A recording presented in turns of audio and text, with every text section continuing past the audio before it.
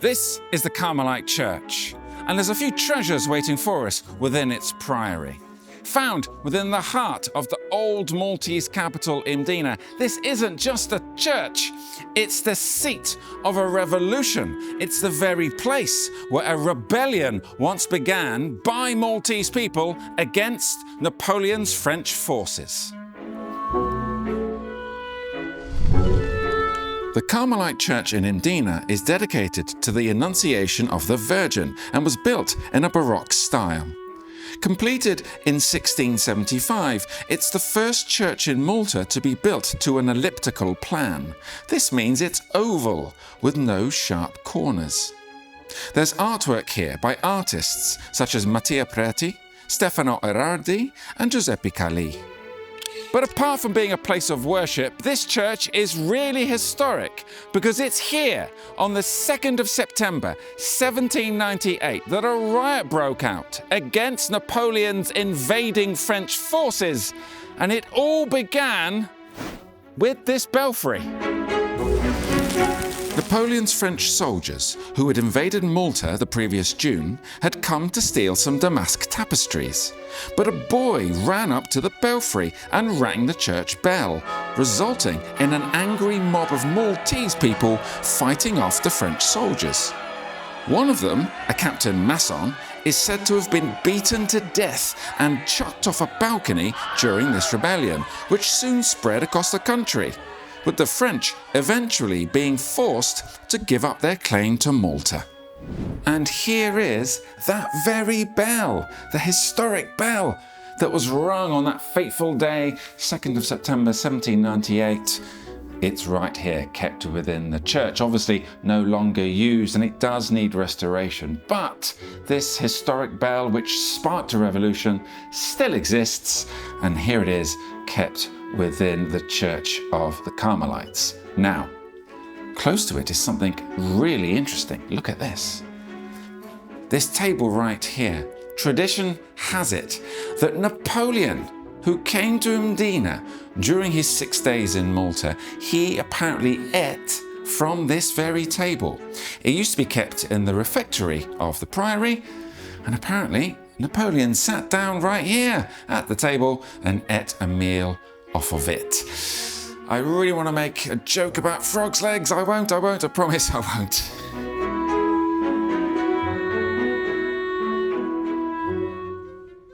The refectory is found within the Priory, which is the building next door to the church. And here it is. Look at this place.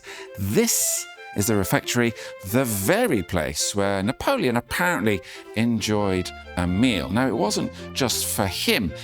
Of course, it was built for the priests who used to live in the Priory.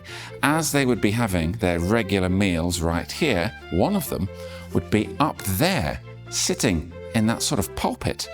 And that person would be reading out passages from the Bible for his brother priests to be listening to whilst they had their food.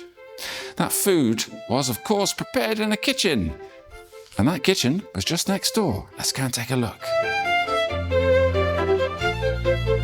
This is the original kitchen of the Priory, and it's centuries old. There's lots of really, really old things in here, especially this. Take a look in the corner here. We've got this original stone oven. It is hundreds of years old. It's seen plenty of meals in its time, I'm sure. But of all of the items in this kitchen, this one's my favorite, right here in the corner. See this thing here? It is an ice cream maker.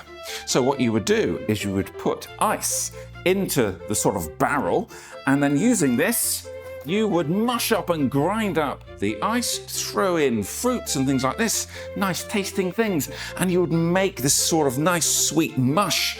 They used to call it ice cream. It was a bit more like a sorbet, really, but they called it ice cream, and we're going to try it out right now. Franco, did you bring the ice for the ice cream maker? Wait, what do you mean, the ice cream maker? I told you to bring ice. What? The ice and the fruit? No, did you not bring the ice? No, you didn't tell me about this. Good grief, I cannot work with this. This is the typical cell in which the friars lived. This one is where Father Avertano's Fenech used to live until he died in 1943.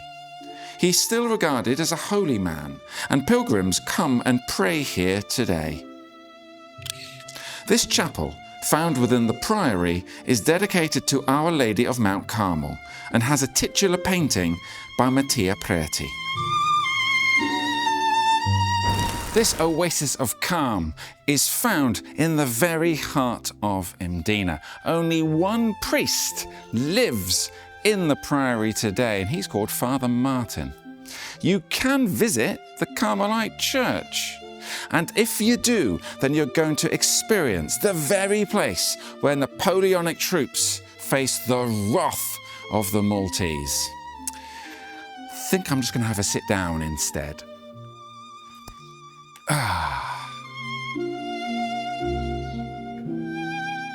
For more tales of the terrible and stories of the strange, follow Dark Malta Tours.